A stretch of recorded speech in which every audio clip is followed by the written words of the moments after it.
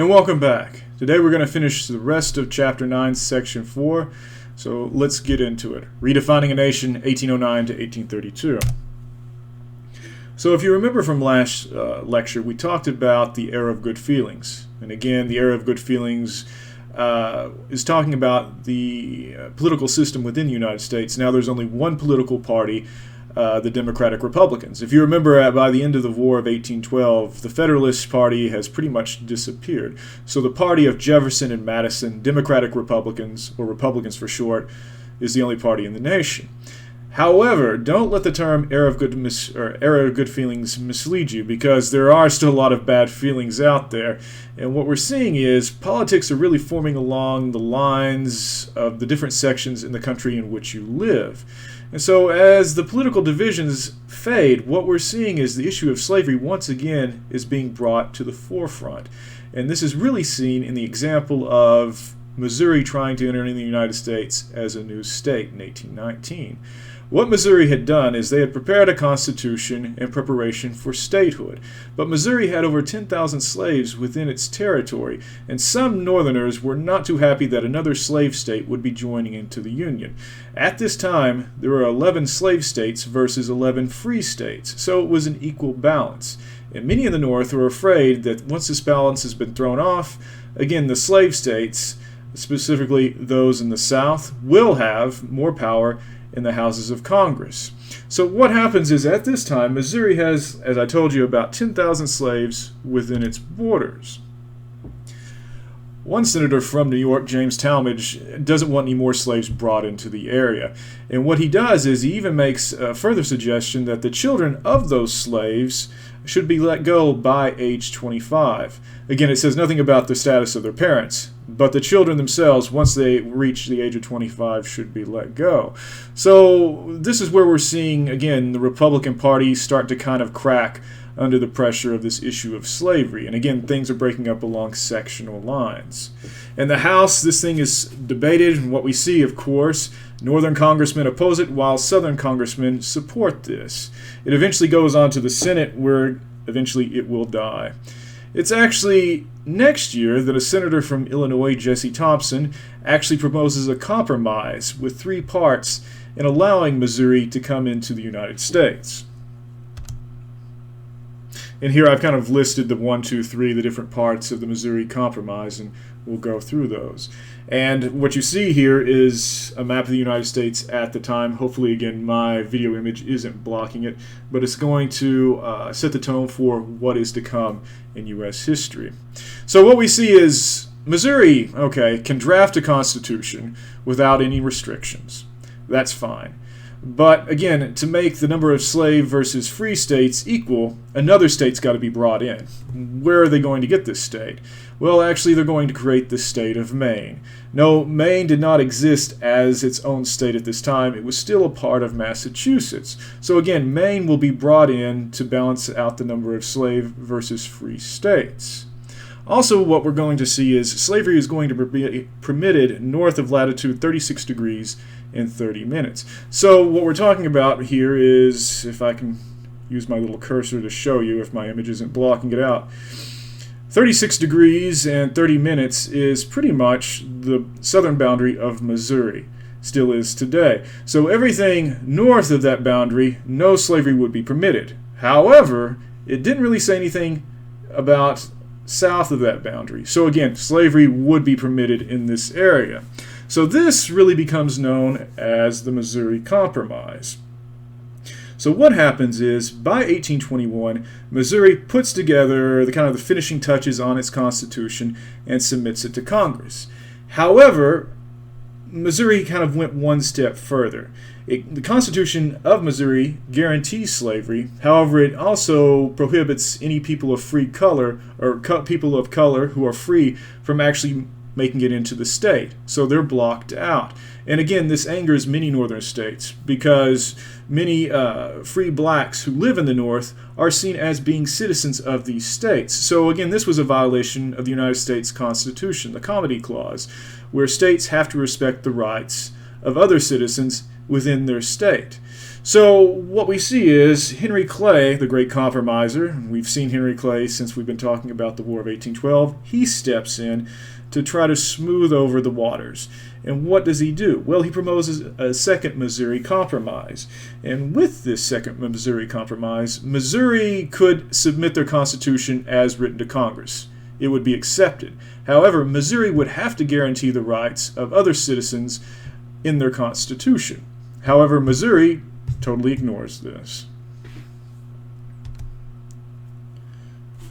What we're seeing now is a new election within the United States for the office of president. Since there's only one political party, what the political party of the Democratic Republicans or Republicans that had been doing since James Monroe is traditionally there was a caucus of Republican congressmen, and they got together and they chose the representative of their party for president. And that was pretty much said and done. But what we're going to see is in this election year, there's other ambitious men who are wanting to gain the White House. And who are these guys? Well, they're in the picture just below. William Crawford, again, Secretary of the Treasury, was from Georgia. Again, he was the party favorite for the nomination. What we see is John Quincy Adams, who was Secretary of State under James Monroe, has thrown his hat in, son of John Adams. Henry Clay, Speaker of the House, has thrown his hat in. And there's also a rising national star, Old Hickory, Andrew Jackson. If you remember him, he's the victor of New Orleans. He was also the victor over the Seminole and Creek Indians. So again, there's a lot of guys out there throwing their hats in, and they don't really care that the party has already selected their nominee for president. Out of these guys, the real one kind of candidate that really could claim national support was Andrew Jackson. Again, he doesn't really say what his stance is on the issues. He's just pretty much relying upon his popularity with the common man, again, the victor of New Orleans. So he's the only one that can really claim any national support. John Quincy Adams, again, like his father, he's from Massachusetts, New England, and this is really his kind of area of support that he can claim. William Crawford, he represents the South's old Republicans, that old ideas of Jefferson and Madison. And Henry Clay himself is like Andrew Jackson, that he is from out west. Jackson's from Tennessee, Clay is from Kentucky. So Clay can kind of claim some of the West as well.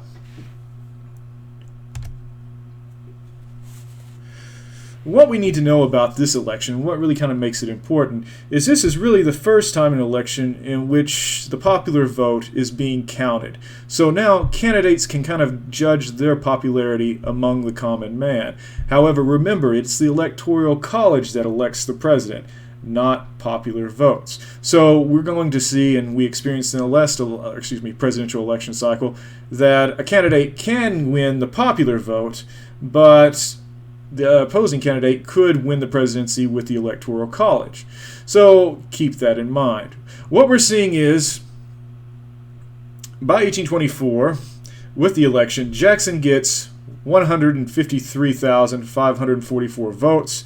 Adams comes in second, then Clay, and then Crawford. However, something interesting develops along these lines. What we see is, in the Electoral College, however, Jackson gets 99 votes, Adams 84, Crawford 41, and Clay 37. So, even though it's gone to the Electoral College, no one has really gained the majority votes needed to become president. So, according to the Constitution, the three runners-up, this would be submitted to the House of Representatives, and they would select the president. However, Clay, the fourth one coming in, has been taken out. But remember, Henry Clay is actually the Speaker of the House, the guy who controls the House of Representatives, where this vote will be determined. Crawford himself will have to excuse himself because he suffers a heart attack and he drops out of the race. So again, it's down to Jackson and Adams. What we saw was Clay becomes the unknown quantity in this. And during this election now between Adams and Jackson, the House all of a sudden picks John Quincy Adams as president. And all of a sudden, John Quincy Adams turns around and names the Speaker of the House the new Secretary of State. And you're thinking, well, why is that really important? Well, at this time, the Secretary of State, his position or his office was seen as the stepping stone to the presidency of the United States. It wasn't the vice presidency. Jefferson, Madison, Monroe, and now John Quincy Adams, they had all been secretaries of state, and again, this was a stepping stone dealing with foreign relations to becoming president. So when Jackson and his people hear this, it seems pretty fishy, and all of a sudden Jackson and his people start screaming that something has gone wrong. There's a corrupt bargain, that between Adams and Clay, they cooked this thing up where if Clay got Adams the presidency, Clay would become the Secretary of State, and by extension later would become or be set on the road to become president himself. So what happens is Andrew Jackson and his people go off, and they're getting ready for the next election cycle, and we'll talk about that in a moment. What we see is now Adams has become president, but he's coming in with a lot of scandal around him, this corrupt bargain. And John Quincy Adams is aware of this. He doesn't want to play politics as usual, so he's not staffing the government with his friends and supporters, patronage. And we'll get into that in just a moment when we talk about the election of 1828 and Andrew Jackson, the spoil system. Again, Adams doesn't want to play this, much to Henry Clay's consternation. So those government employees who'd actually backed Jackson, they're still left in power, and Adams isn't putting his friends and supporters in power into government. So again, like I told you just earlier, Jackson and his people, they're already laying the foundation for a new political system that's going to take on Adams in the election of 1828. And again, we'll talk about that in a moment with Martin Van Buren. So what we see is, well, I guess we can talk about it now. The supporters of Jackson and Crawford is still alive. What they're going to do is they're going to unite and form the Democratic Party later in 1828. And what this does is this is going to provide the second American party system. This is still the Democratic Party that we know. It was founded in 1828. It hasn't gone out of existence, though over time its platform has changed. But this is still the same party. And that's why today the Democratic Party is the oldest political party still in existence in the world. So this is where this party gets its foundation from. Later on, to challenge this Democratic Party, Clay and Adams formed their own party, and it's going to be known as the Whig Party. So the party of Jefferson and Madison, Democratic Republicans, they are now gone. And again, now we have Democrats, our Democratic Party of today, though it's going to change throughout the decades. This is where, again, it's founded. And then we're going to have the Whig Party.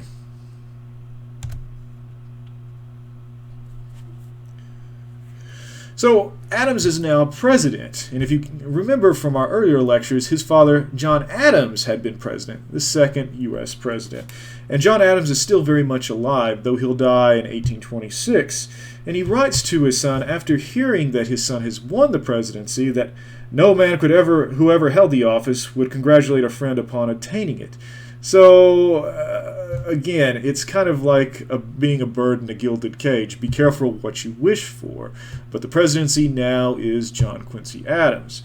And, you know, he had one of the most kind of pre-presidential careers, most distinguished pre-presidential careers of any person, really kind of even outdoing his father.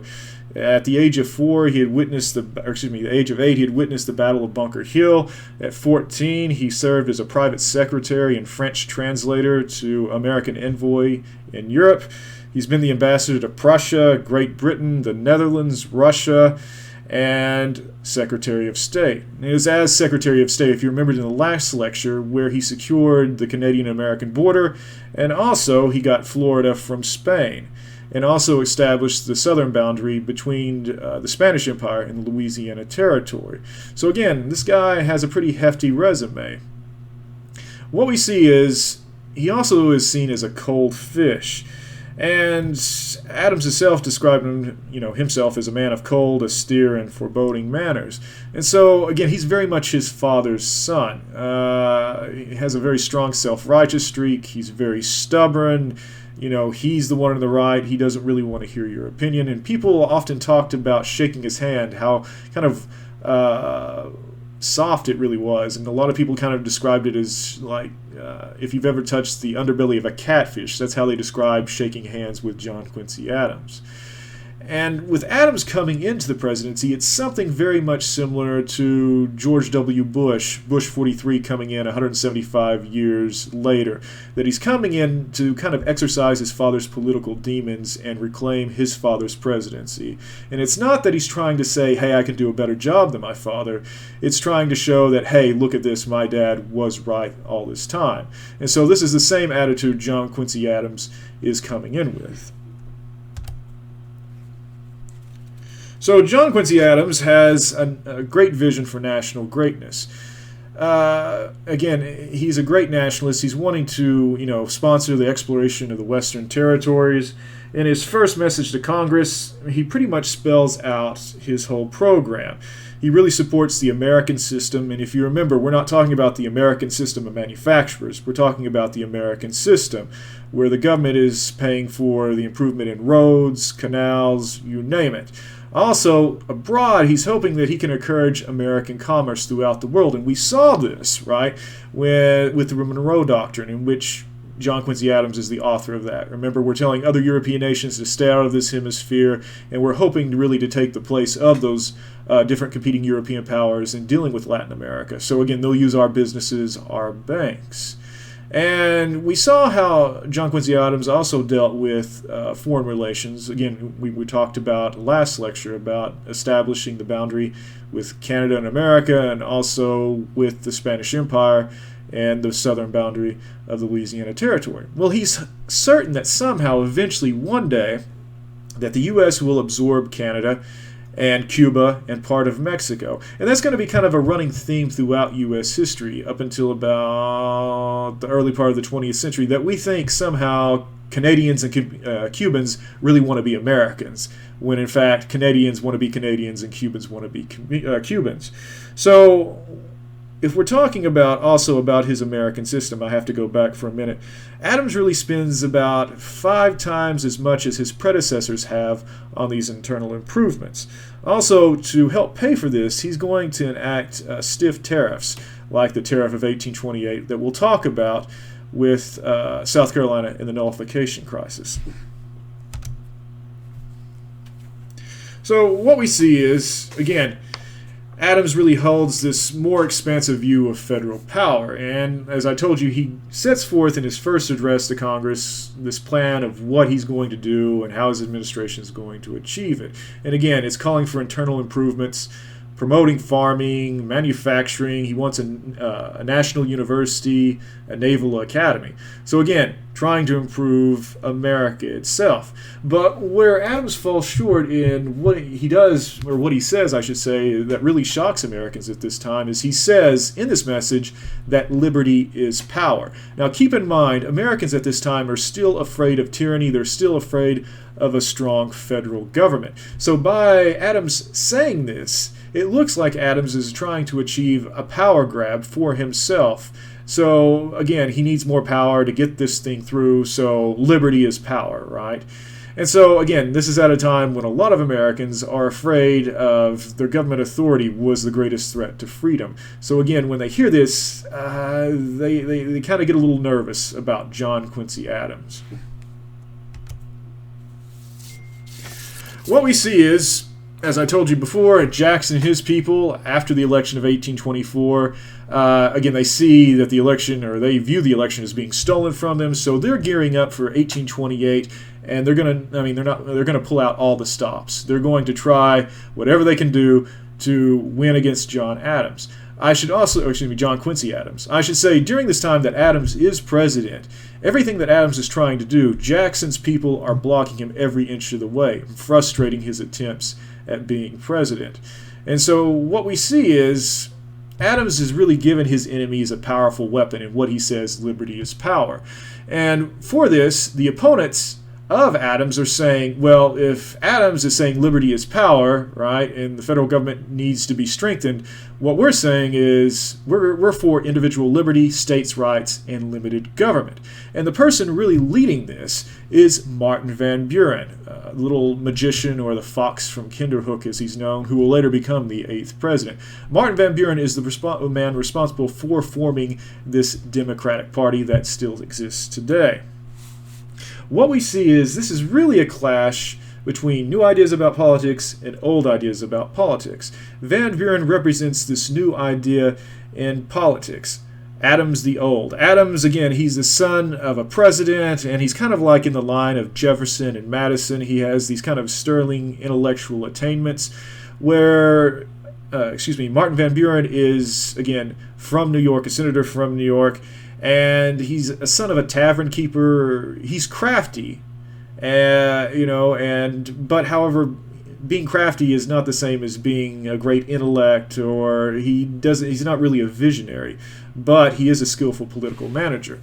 So again, what Van Buren is doing in putting this political party together and how he justifies it is he says that really a political party is necessary for the life of a country. And basically, by having competitions in politics, we're keeping those who are currently holding office, we're keeping them in check. And we're also giving the public a chance to choose from real candidates that they can get behind. And also, forming this political party is also going to do something else. It's also going to bring people together from different sections of the country. And by doing so, we're getting rid of those sectionalisms that are starting to sprout up in American politics. Case in point, the Missouri controversy and later compromise. So for Van Buren, what's happening with the establishment of another political party, it's something that's going to be healthy for the United States. This is actually this cartoon right here, if you're wondering what it is, and if you wondered why the Democratic Party, their kind of symbol is the donkey or the jackass, it's because of Andrew Jackson. His opponents would often say about Andrew Jackson that he's as stubborn as a jackass, and he likes that idea so much that both he and Martin Van Buren come together and they use the image of a jackass being stubborn as the symbol of their party. So again, here is a cartoon demonstrating Jackson on a donkey, and he's trying to beat it, and of course it's stubborn, and then right beside him is his right-hand man, Martin Van Buren. One moment.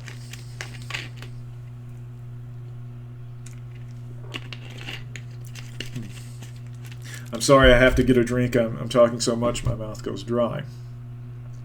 All right, so what happens is we get into the election of 1828. And again, it's Van Buren who's really pulling the strings for the Democratic Party, and he really establishes the apparatus for the party.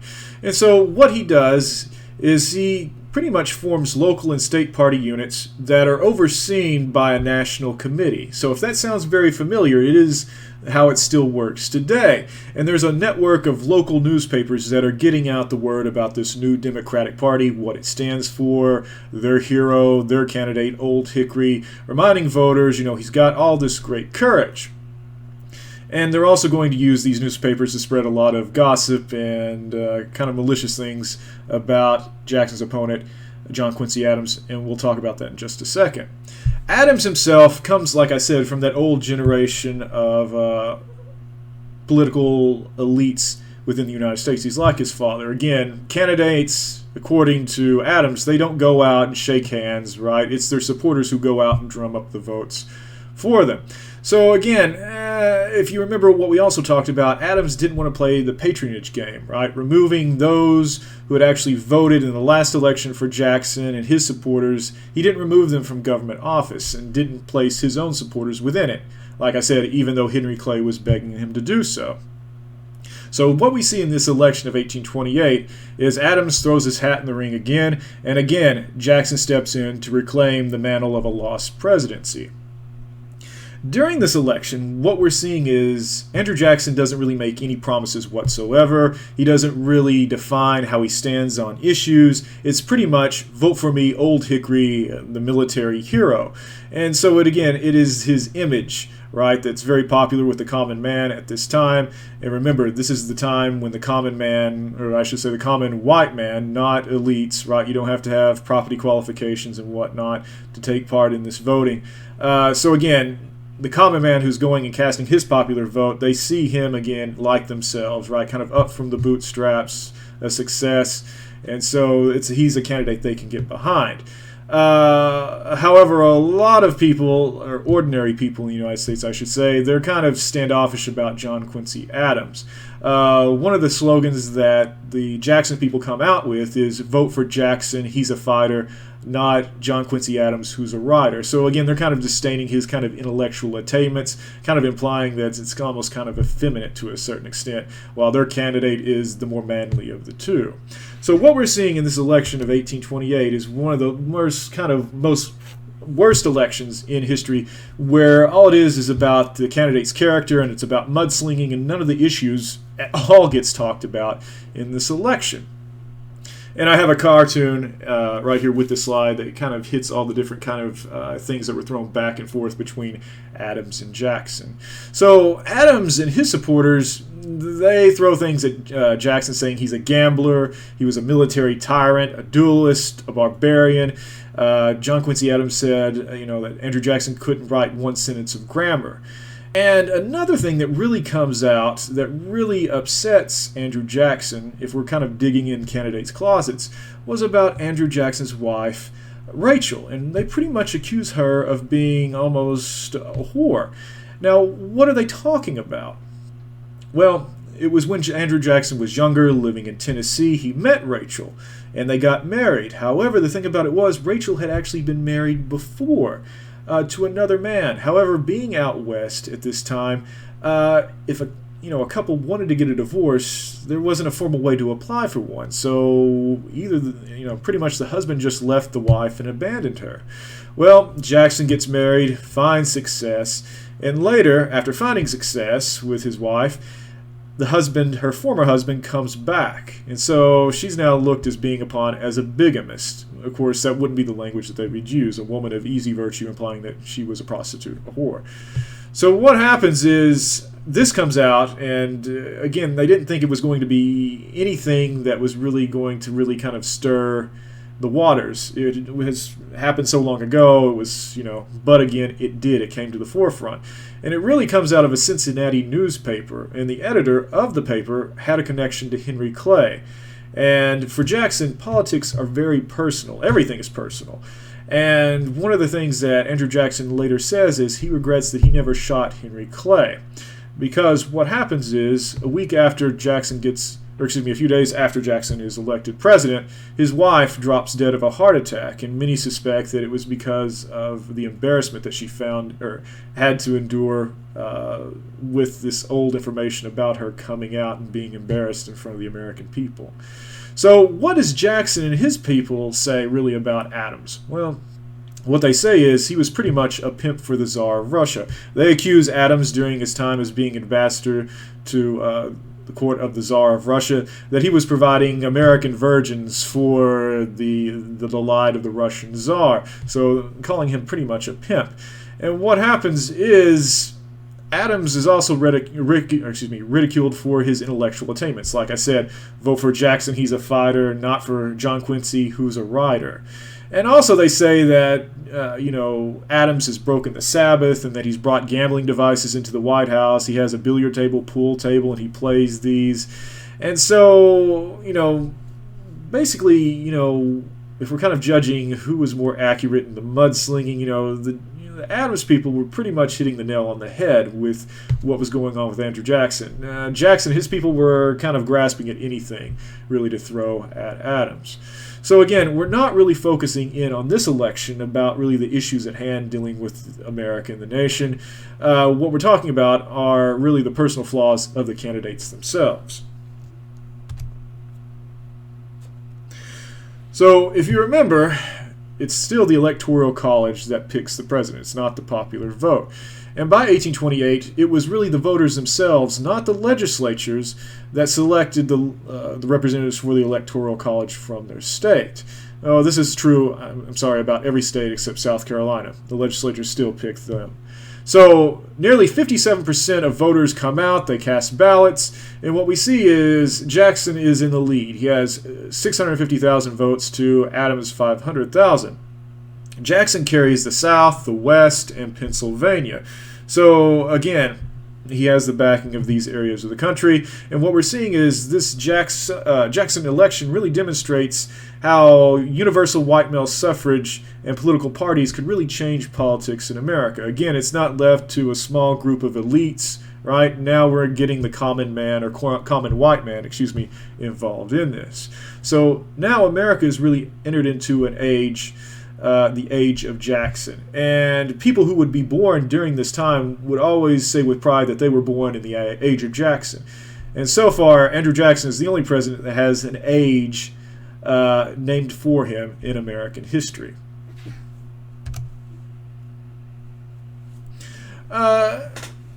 Who is this Andrew Jackson? Well, he's a very complex man. He's full of contradictions. He has very little formal education. Yet he feels that he is the voice of the common man, right? And again, he is a passionate gambler. He brings his own set of racing horses to the White House. He's a duelist. He's fought many duels over really kind of a drop of the hat, and he's very proud of those duels. However, Jackson, like all Americans, has been experiencing what's been going on in the previous lectures that we talked about: the market revolution, banks, paper money, and in the Panic of 1819, he really lost a good hunk of his personal savings. So again, he's very suspicious of banks and paper money. Keep that in mind when we talk about the bank war. Also, for Jackson, everything is personal, especially politics.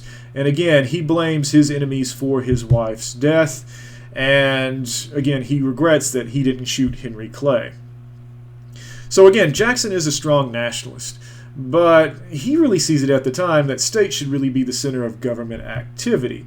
However, we're going to see how that may change with something called the South Carolina nullification crisis. So again, he opposes at this time the federal government and the economy of individuals' private lives. And I believe that will also still hold true towards the end of his presidency. So we are now, ladies and gentlemen, or I should say ladies, in the age of Jackson. As I told you, one of the things that really frustrated Henry Clay was Adams not kind of kicking out Jackson supporters, those federal employees who voted for Jackson, and putting his people in those positions.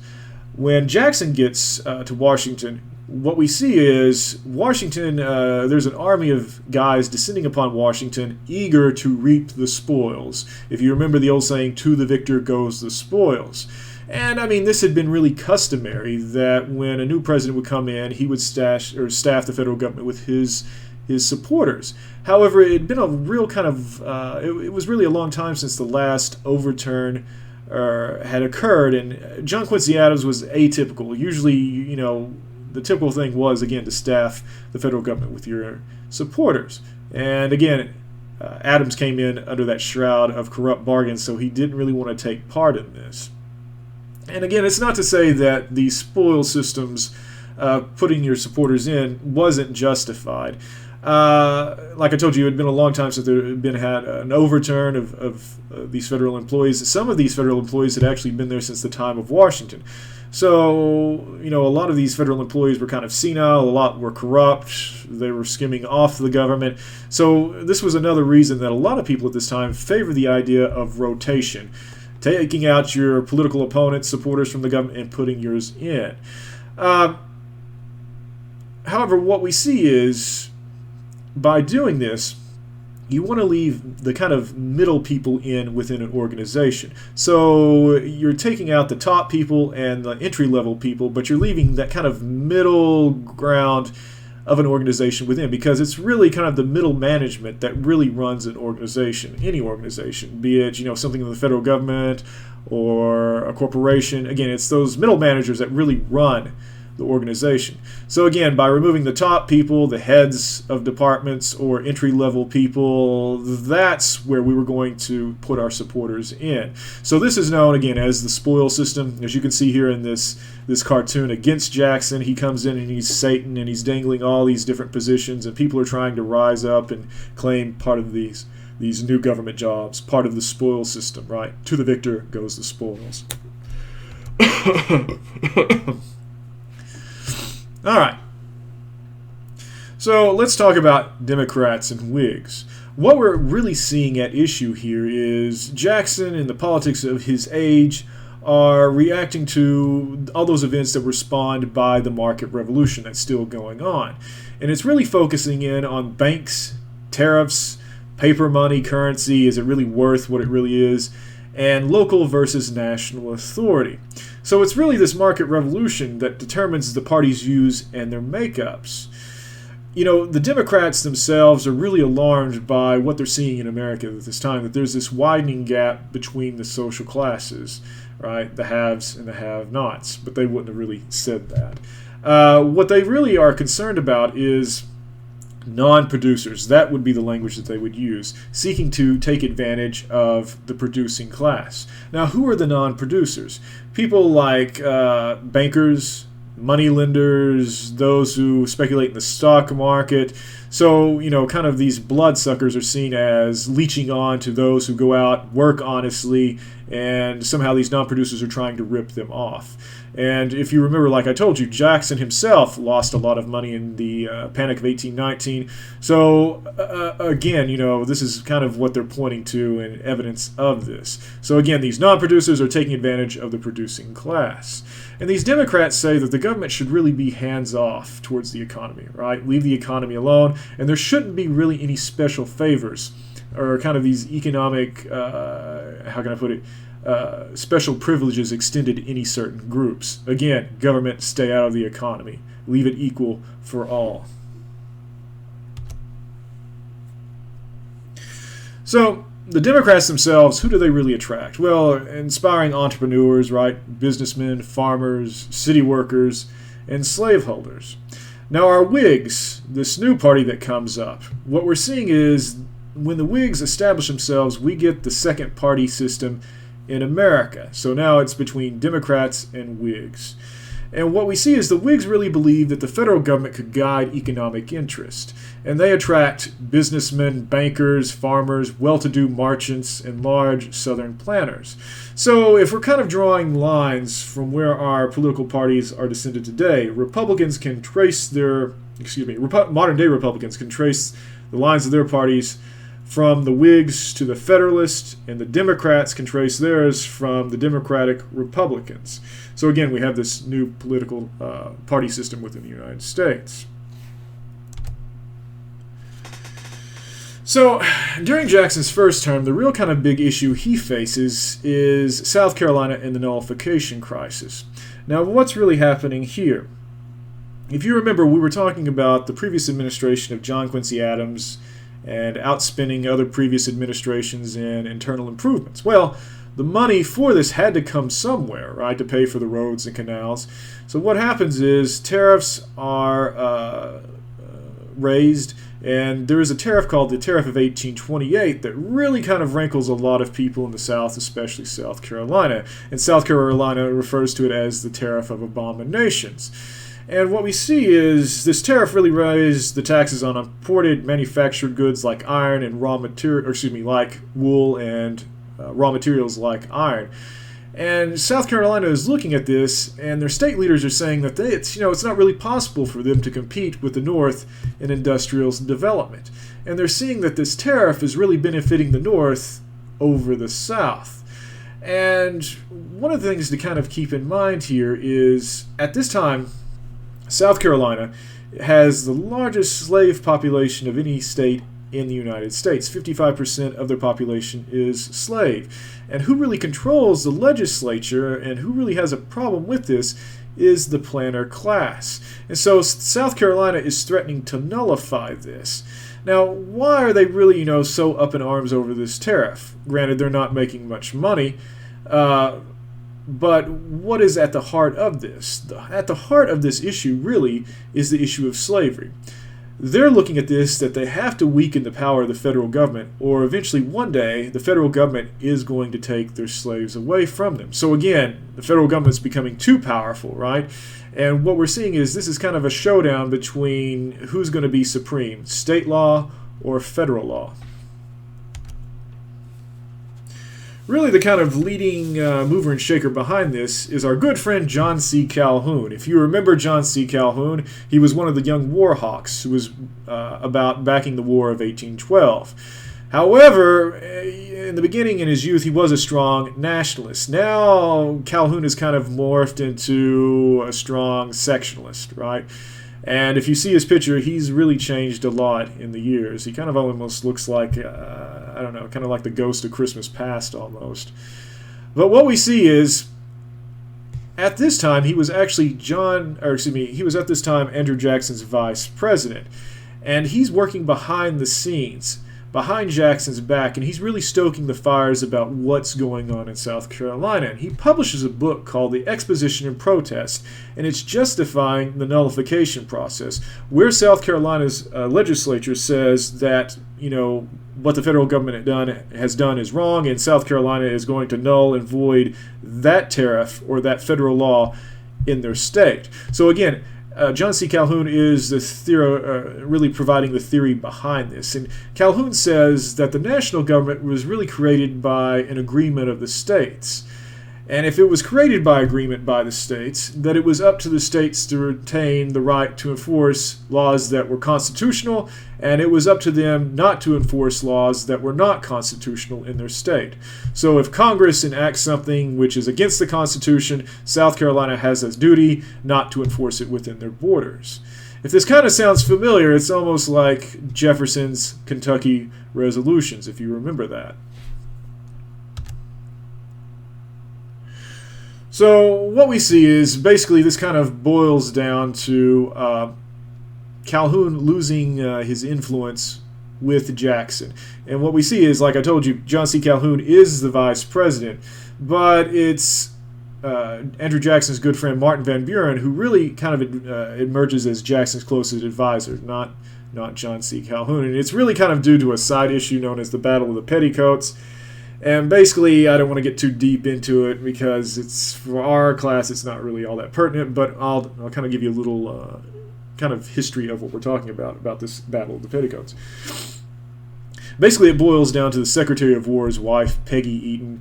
Before she met her husband, who becomes the Secretary of War, John Eaton, she was having an affair on her first husband, and she was again, getting to know John Eaton.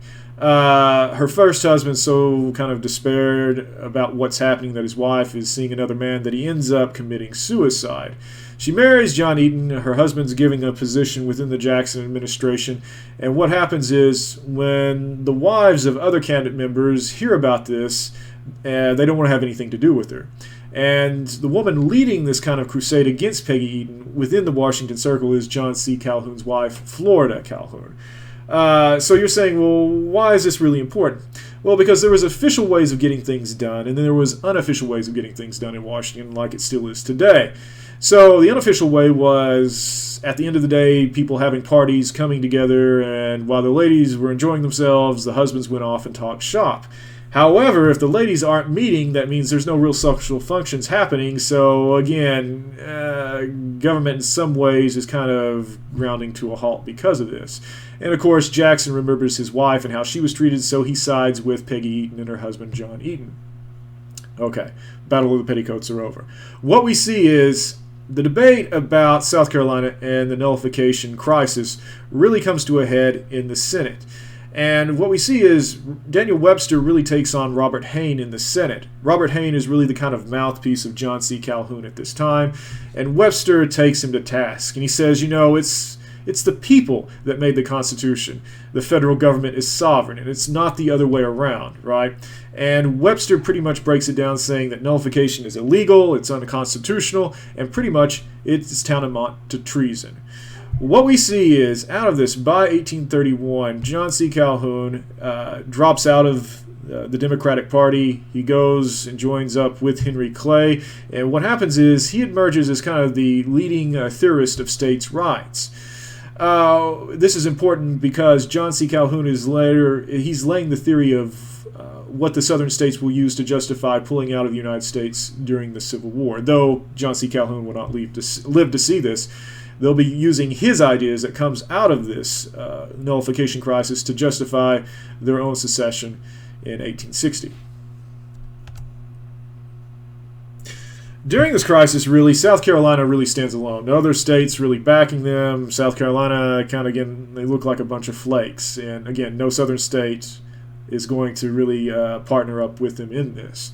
What we see is Calhoun really says that the only way to protect the nation was to ensure the national actions would never be trampled on states' rights or interests. So again, he's advocating states' rights, again, the fear of a strong federal government. And Jackson finally learns that it's really John C. Calhoun is really causing these problems within South Carolina. And he's really kind of viewing John C. Calhoun with a lot of disdain. And again, this is coinciding at the same time that Martin Van Buren's star is rising within the Jackson administration. And things really come to a head in 1832 when a new tariff is enacted. South Carolina turns around once this tariff is enacted, and they null and void it within their state borders. Jackson is so angry that what happens is he pushes through Congress a force bill which will authorize him to lead the army to South Carolina to go down and collect the tariff, and he's threatening to hang John C. Calhoun. And John C. Calhoun is said to have been legitimately afraid of Jackson killing him. What happens is Henry Clay steps in once again, and another compromise is worked out in 1853. So what happens is Henry Clay gets a new tariff passed that actually lowers the old tariff, and things seem to calm down. I should also say, kind of as a footnote, that when Jackson got Congress to enact the force bill, South Carolina turned around and null and void that within their state as well. So again, it looks like we've kind of missed a bullet here with the debate between states' rights versus federal rights. But like I said, John C. Calhoun is the theorist behind this, and his theories will provide the justification for the South later pulling out of the United States. The real big issue that comes up in Jackson's presidency is the Second Bank of the United States. And at the beginning of his administration, no one really thought that this was going to be the central issue of the day. And if you remember, the bank really kind of symbolized the hopes and fears inspired by the market revolution. It was really the expansion of banking that helped to provide the finances that helped to generate the market revolution. However, remember what we said about how the Democrats view a lot of these bankers as non-producers, parasites who got rich off others. That, they didn't really contribute anything to the economy, and they were just kind of, again, leeching off others and getting rich off other people. They weren't doing a hard day's work. They weren't the producers. And one of the things that really kind of justifies this in their minds is the overissuance of paper money. Remember, banks, they have to have a certain amount of valuable metals, gold, silver, within their vaults to back up the paper money that they're printing. However, we like to think banks would be honest, but banks start turning out the more paper money than what they actually have valuable metals in their vaults. So again, no one's quite sure if the money they're getting is, true valuable money or, what's the true value of it. And so, again, it's reducing the real income of the wage earner, the producer. And like I told you, Jackson himself had lost money in the Panic of 1819, and he believes in hard money, money being made of gold and silver, not this paper stuff, right? So again, the Second Bank of the United States, again, it didn't really seem in the beginning when Jackson's elected that this was going to be kind of the main issue of his presidency, like I said. What we're seeing is the guy really in charge of the Bank of the U.S., the Second Bank of the U.S., is a guy by the name of Nicholas Biddle. He was from Pennsylvania. He was very aristocratic, an elite from the area, very snobbish and stubborn just like Andrew Jackson himself is stubborn. And he was very effective in using the Second Bank of the United States to get the other banks, those smaller banks within the United States, under control, to stop them from overissuing out paper money. He actually provided a stable currency for the United States. However, Nicholas Biddle was asked to testify before Congress about the bank in 1832. And Nicholas Biddle said that his bank had the power to crush any bank within the United States. though he had to add that he had never been actually tempted to do so. However, after Nicholas Biddle says this, a lot of people who hear and read his testimony later, they kind of scratch their heads and they wonder, should an institution have that much power within the United States? So what happens by the summer of 1832 is Nicholas Biddle's good friend Henry Clay, remember our good friend Henry Clay, Speaker of the House, what happens is he actually pushes through through Congress another charter for the Bank of the United States. The charter that the current bank had wasn't set to expire until 1836, but Clay does this for political reasons because Henry Clay, in the next presidential election cycle, is planning to run against Jackson. And they actually present this new charter to Jackson on the 4th of July. And Jackson sees immediately what this really is, that Henry Clay is wanting to become president himself, and they're pretty much blackmailing Jackson. Because if Jackson doesn't extend the life of the Bank of the United States, the bank itself is going to use its financial influence, its power to crush Jackson in his bid for re-election. However, Jackson's not stupid. He knows that if he does sign this charter, that Henry Clay and Nicholas Biddle are still going to use the power of the bank against his re-election campaign that's coming up. So for Andrew Jackson, again, all things are personal, and he tells Martin Van Buren that, the bank is trying to kill me, but I'm going to kill it. So what happens is, again, Clay and Biddle both think that they can, strong-arm Andrew Jackson into doing this, extending the life of the bank. And what Jackson does is he sees it's that his duty basically to kill this monster bank. And this would have been the term that they would have used at this time, monster bank, in referring to the Second Bank of the United States, the opponents of the Second Bank of the United States. And basically this was seen as an illegitimate, an illegitimate union of political authority with entrenched economic privilege. So again, elites trying to control this at the expense of everyone else. So what happens is Jackson vetoes the bank, and again, what we see is the bank's privileges that it was really enjoying seem to represent that gap between the humble and the wealthy society in America. So again, the haves, have-nots. And what we saw was, again, Jackson views himself as the voice of the common man, and he's striking out for the common man against this kind of a little elite group that's trying to profit off everybody.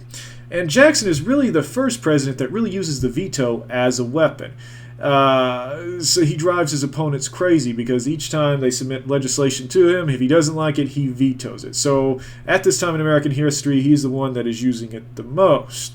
And it's driving, like I said, the Whigs crazy. They're flipping their wigs. No pun intended, right? So with this, Jackson wins sweeping election in the next election cycle. However, what happens is his victory really ensures the death of the Bank of the United States. So Jackson's reelected, and he vetoed the new charter for the bank. So the bank won't be recharted, and what we see is the time for the bank is slowly running out. And the question is, what's going to take the place of the bank? What we saw was when Jackson actually vetoes this charter, he really pleases two different groups in the United States. One being state bankers, right, who wanted to get rid of Nicholas Biddle and his authority over them because they want to print out more soft money, paper currency. Hard currency, again, is gold, silver coins. And also hard money advocates who opposed all banks. So again, those who support having gold and silver coins as money, they opposed all banks because banks were going to print out the paper money. So again, Jackson is actually pleasing both of these groups. So if the bank isn't set to expire for a few more years and the charter is not going to be extended, how are you going to kill the bank? Well, what Jackson does is he orders all federal funds to be pulled out of the U.S. bank and deposited into local banks. So many of these are going to pet banks. Banks that are, again, these local banks, and we're benefiting these local banks by putting federal funds into them.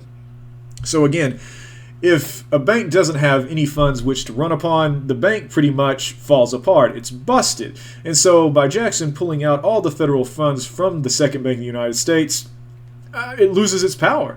And so it's pretty much a busted institution. But keep in mind what we said in the last lecture about the responsibility of the second bank, what it was there to do. Again, keep those smaller banks in line and stop them from overissuing paper money. And once the bank had its teeth pulled, those state banks start turning out the paper money almost overnight. Here is a cartoon illustrating Jackson and the downfall of Mother Bank, as it was known, the second bank in the United States, Biddle's Bank. And you can see, right, Jackson's holding up the proclamation, and it's almost like an act of God. Thunder's coming down, and the temple's coming down, and what we see is, right, all the bankers are running away, and Nicholas Biddle is seen as being almost like a little devil right there, and they can't believe what's going on. And Jackson's being congratulated by a guy named Major Downey. Major Downey was, how can I say, a prototype, I guess you could, I think that's a good term to use, a prototype for kind of a Forrest Gump-like character. At the time that Jackson was elected, a newspaper carried this kind of this made-up story about a guy named Downey. And Downey was kind of going to Washington, meeting these different kind of famous people, and goes to the White House, the story said, and met Andrew Jackson, and Jackson made him a major, and they talk about all these kind of crazy adventures that he had with Jackson and different kind of people within the government. And readers in American papers actually believed this was going on. So he was kind of this Forrest Gump kind of character. So there he is. When you see cartoons of the era, you'll see him standing in the background doing something. So that's kind of a little side note to what we're talking about. So, like I said, state banks now are turning out the paper money left and right, and what happens is the amount of paper money in circulation goes from 10 million in 1833 to about 149 million by 1837. What we're talking about, ladies and gentlemen, is simple economics. It's inflation. So, if there's more money in circulation, prices are going to rise, and the real value of the wages that people are earning are going to fall, and they can't keep pace with the rising prices. So what we see is, in response to this, numerous unions within these new factories are actually starting to form to try to help workers in these bad economic times. What we're seeing is land speculators are cashing in and trying to make money hand over fist with this. And states had planned really to sell tens of millions of dollars states planned tens of millions of dollars in internal improvements, but now that's kind of sidelined with this. So what it is we're setting ourselves up for another financial disaster. So that will be the subject of our next lecture. If you have any questions, email me, let me know. Like I said, if you're watching these lectures and you've taken the time to sit down and watch these, you know that you have a test coming up and it'll be due by Monday by 8 o'clock. And I've posted the test today. Today being Thursday. So again, ladies, if you have any questions, let me know. Send me an email. I'll get to you as soon as I can. I hope these lectures have actually kind of helped you along with the material. So again, have a good day. If you need me, contact me and I'll contact you back. Have a good day.